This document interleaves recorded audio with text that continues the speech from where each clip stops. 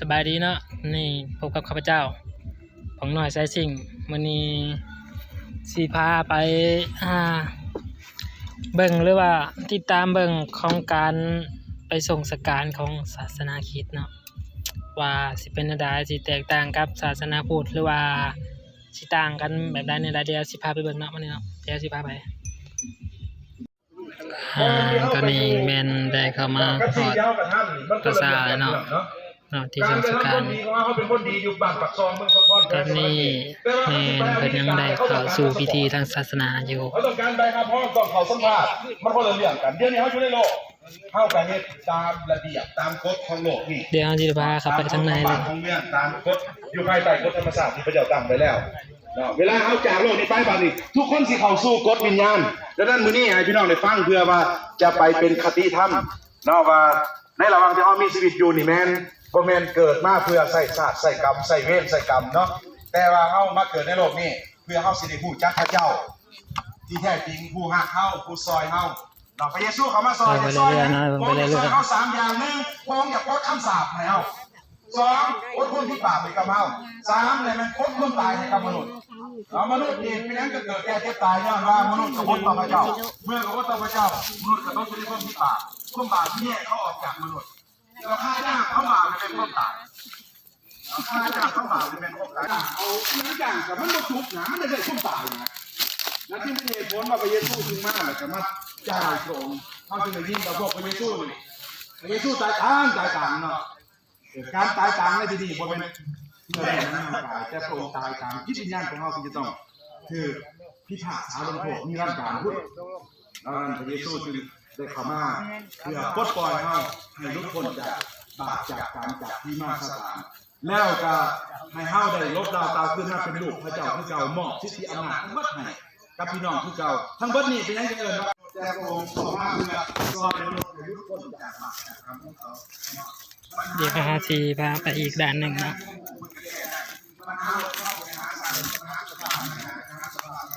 แต่พี่น้องผู้ใดมีปัญหาที่วิญญาณเนาะก็มาหาพระเยซูแก้ไขวิญญาณเกี่ยวกับความต้องเฮ้ยเดี๋ยวนี้เฉพาะที่มีเขามีสันติสุขมีความสุขสมดีก็ขึ้นหม้ออยู่ขนาดขึ้นไปในใจได้แล้วท่านมือให้คนในงานในสมจากไปในกระสีหายนั่นคือให้ขึ้นหม้อนะของพวกนี้ก็คือหนีไปตามบ้านตามเมืองตามแผงเราไปแต่วันนี้ในข้อมีหม้อนี่มีข้อบังอยู่ว่าเขาเสียพ่อกันสักมือหนึ่งก็เสียพ่อกันเพราะฉะนั้นเขาจะพ่อกันอายนอกเขาหักกันแยกกันแต่เนี่ยเยซูครับบอกทั้งหมดนี้บริสุทธิ์น้องพระเจ้าไทยกาล่าข้ามเสื้อปากเสื้อดีข้ามเสียหลักนะเป็นคนเสือก็คนบอกผมมีอะไรกับเสื้อคือการเสื้อว่าผมมีเสื้อว่านี่ดีกว่าเสื้อว่าผมมีเนาะเราเสื้อเขาบริจาคถ้าเราเสื้อจ่าย2 บาทเนี่ยเราเป็นบริจาคเนี่ยเรา500,000ท่านอะไรนะจะเป็นเด็กน้องนะนี่ได้สุดท้ายแล้วก็จะแก้ปัญหานี้นะขอพระเจ้าช่วยบ้านพี่น้องทุกท่านเนาะขอขอบใจหลายๆเนี่ยที่พี่น้องเอาลูกเพื่อนมิตรสหายพี่น้องผมเสือตาผมเสือเด็กสาวกาเวลามีค่ามาร่วมทรงสการทุลาขอพระเจ้าไว้ใส่ให้พรให้พี่น้องนะครับพรจากพระเจ้ายันมากมายในนามพระเยซูอาเมนองค์พระเยซูคริสต์เป็นผู้ไทยให้พวกลูกพ้นจากพิษบาปองค์พระวิญญาณบริสุทธิ์เป็นผู้อยู่นำใน3พระเจ้าเป็นแบบเจ้าองค์เดียวโอกาสนี้พวกลูกจริงได้พบในการมาในสถานที่แห่งนี้มาทรงสักการของพี่น้องที่ได้จากมนุษย์โลกในโลกนี้ไปอยู่พระเจ้าในบนพระเจ้าทรงสัญญาไว้โอกาสนี้พวกลูกจึงพบใจกันทัดเชิญพระองค์นมัสการกับพระองค์พระองค์แนวคนคนหนึ่งที่ไปอยู่กับพระองค์ไปอยู่ในบนมีความสันติสุขพวกลูกจึงเชิญพระองค์และขอความขอบใจครับพี่น้องที่ได้สาระโอกาสเวลามาในโอกาสนี้ขอพระเจ้าอวยพรให้ทุกคนได้รับความสุขความพรมาแต่พระเจ้าให้มีสุขภาพร่างกายจิตใจที่มีงานแข็งแรงเพื่ออยู่หากินเพื่อใช้งานของโลกในโอกาสนี้ของโลกอีกเชิญอธิษฐานขอทุกสิ่งนี้ในนามองค์พระเยซูคริสต์เจ้าอาเมน ตอนนี้ก็มาถึงตอนที่ว่าได้เก็บภาพหรือว่าถ่ายรูปไว้เป็นสิ่งที่ไว้เบิ่งเนาะเป็นสิ่งที่เหลือในขั้นที่ไปเบิ่งต่างหน้า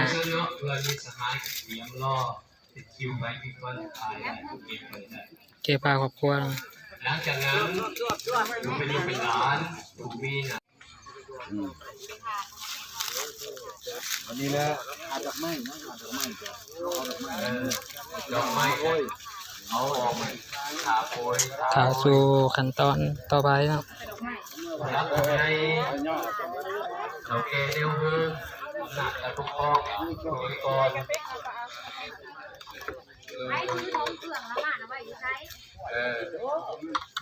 รับดูในบ้านในเมืองโดยดอกไม้ก่อนประกาศอ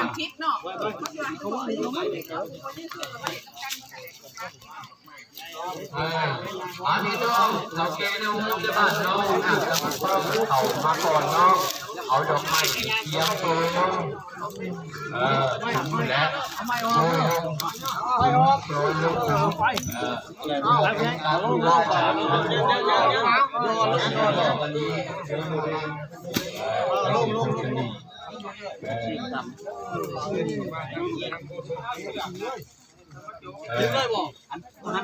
ลงขึ้นเลยแล้วเชื่อก่อนสัมภาษณ์กันไว้พอกันสวัสดี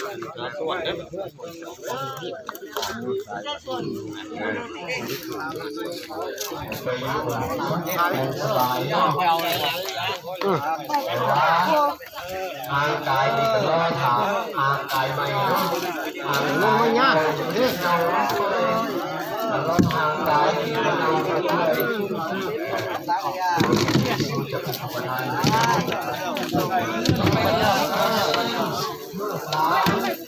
เครื่องเลยลงเนี่ยลงว่านั่น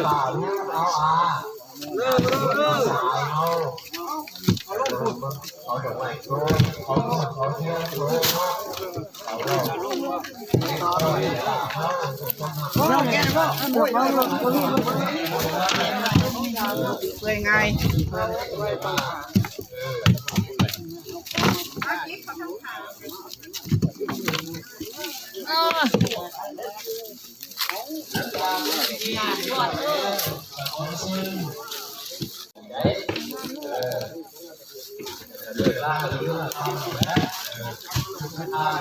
ตัวนี้เป็นขั้นตอนที่ว่า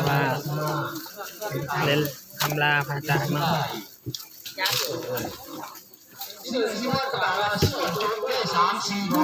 บอกให้ถีบปาก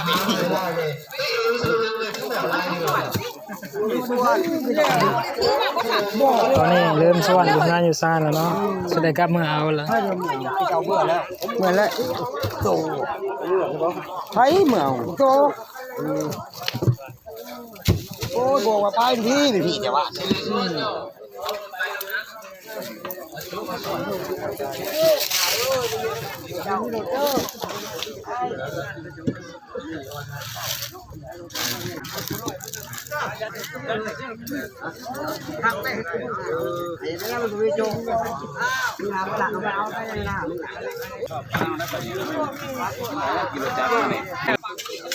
ตอนนี้จกส่วนมาแล้วเนาะ เปลี่ยนมานี่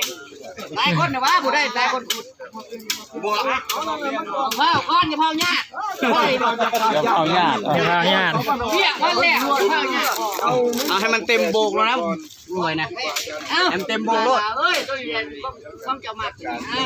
อะไรยังไม่ยินเลย โยกไปอยากให้กินเอง ทักทายอุตสาห์ไว้นี่หมอบอก ใช่พุ่นได้ผมสาว เอาจะเต็มคุ้มหมูกระไรได้ถูกมันใช่ของคุณ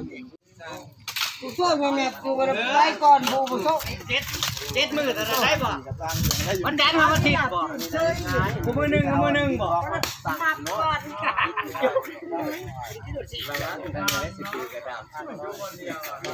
บ้านเด็กเสียนั่นแต่ว่า ห้านี่เนี่ยบริโภคคุ้มกว่าก็คนหนึ่งก็หนึ่งล้มเนี่ยมันว่าเราไม่สบาย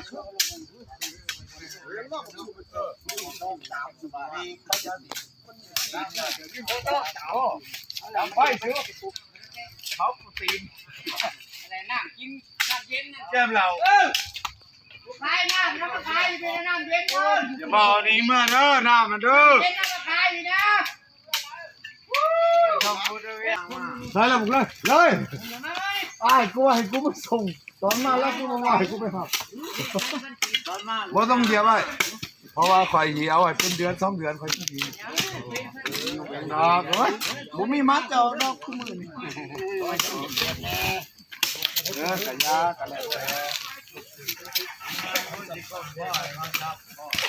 วพวกอาจารย์เขาเมื่อป่ะเอ้าถูกผู้บดมาจม ที่เขาบอกยังตาจมมอ เอาพี่น้องมาขุดนี่บนนั้นเป็นธรรมดาเด้อผู้ทำได้ทำหนึ่งคือยังบักอ้ายนี่แล้วลมพิษเหลี่ยมนี่เนาะ นั่นแหละ แล้วเฮาสิมาขุดใส่พุทธแม่นไก่ การนั้นมันยังเหมือนน้ำบักอ้ายมันบ่ได้คุดพ่อบาทดอก เข้าใจสมมุติว่านะ บ่ว่า เขาบ่ได้แซงแล้วดอก มันบ่ได้คุดพ่อบาทบักอ้าย สมมุติว่าบักอ้ายเนี่ยเสียปุ๊บนี่ใจแล้วขาดปั๊บนี่บ่ได้มีว่าสิขุดพี่น้องสิมาโหดได้ ใจเราขาดแล้วตายปั๊บหรอบ่ คนที่พวกเฮาสิตัดสินใจขุดนี่คือคนที่ตัดสินใจแล้วได้โยมเฮาเอาพระเยซูเป็นพระเจ้าได้เฮาจะขุดได้ แม่น เล่นนี่ว่า ถึงแล้วมีแต่กระเจ้าเนาะ พวกเฮาอาจารย์มาเว้ากันโลด มีแต่กระเจ้า นั่นนั่นเลย เราได้กระเจ้า พวกเฮาบ่แม่นพระเจ้าพวกเฮาน่ะมนุษย์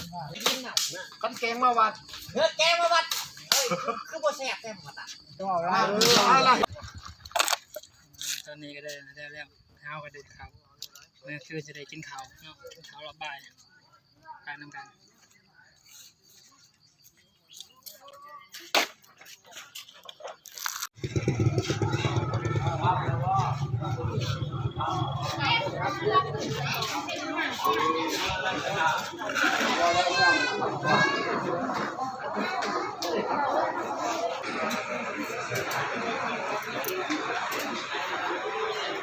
ฮัลโหล1 2 3 4